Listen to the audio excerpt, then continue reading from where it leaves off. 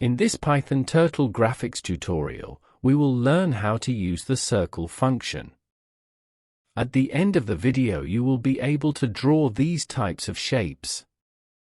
To support us, you can subscribe to the YouTube channel and like the video.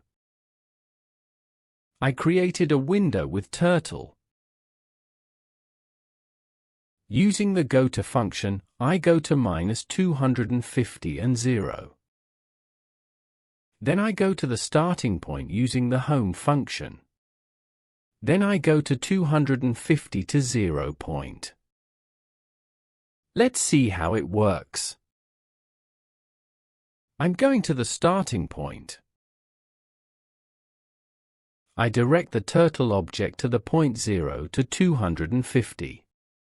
Let's see how it works. I'm going to the starting point.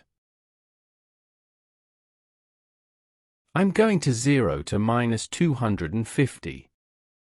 Let's see how it works.